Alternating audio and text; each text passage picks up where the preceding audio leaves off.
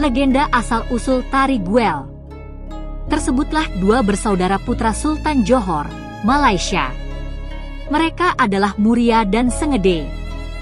Suatu hari, kakak beradik itu menggembala itik di tepi laut sambil bermain layang-layang. Tiba-tiba datang badai dahsyat sehingga benang layang-layang mereka pun putus. Sekuat tenaga mereka mengejar layang-layang tersebut. Mereka lupa bahwa pada saat itu mereka sedang menggembala itik, hingga itiknya pun pergi entah kemana. Setelah gagal menemukan layang-layang mereka, barulah mereka teringat akan itik-itik mereka.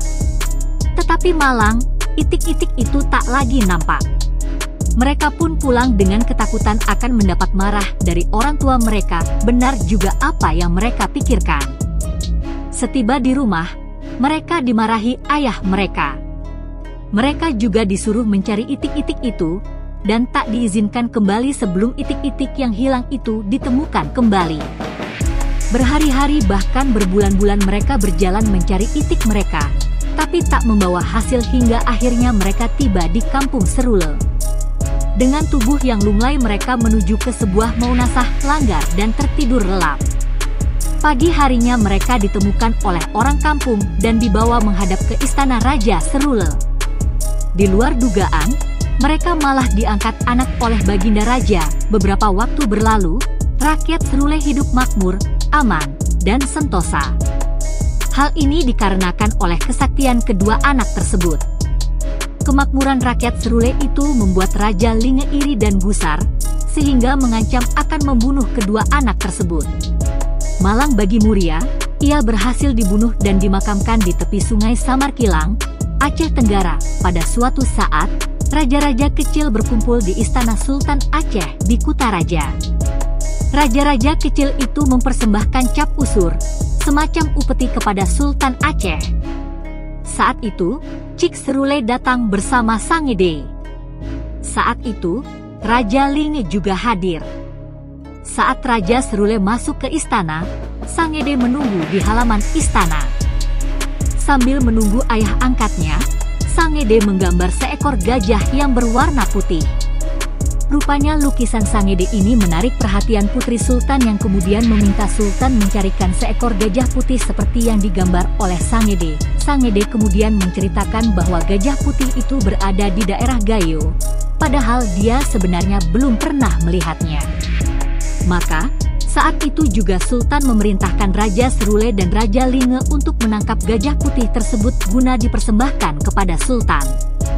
Raja Serule dan Raja Linge benar-benar kebingungan, bagaimana mungkin mencari sesuatu yang belum pernah dilihatnya. Sangede menyesal karena bercerita bahwa gajah putih itu ada di Gayo hingga ayah angkatnya mendapat tugas mencarinya.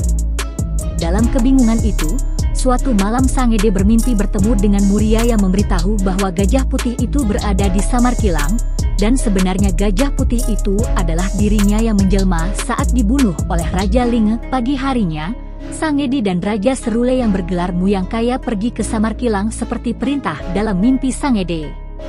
Benar juga, setelah beberapa saat mencari, mereka berdua menemukan gajah putih itu sedang berkubang di pinggiran sungai.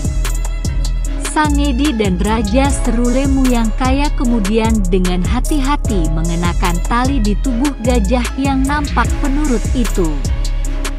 Tetapi saat akan dihela, gajah putih itu lari sekuat tenaga. Raja Serule dan Sangede tak mampu menahannya.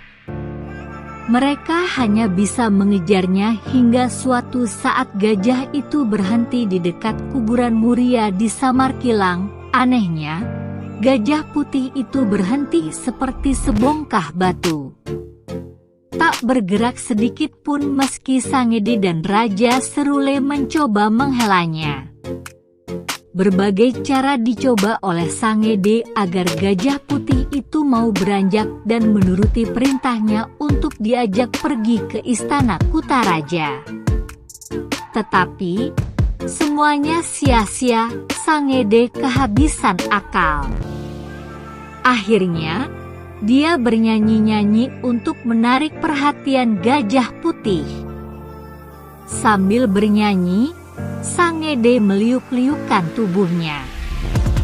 Raja Serule ikut-ikutan menari bersama Sangede di depan Gajah Putih agar mau bangkit dan menuruti perintahnya. Di luar dugaan, Gajah Putih itu tertarik juga oleh gerakan-gerakan Sangede dan kemudian bangkit.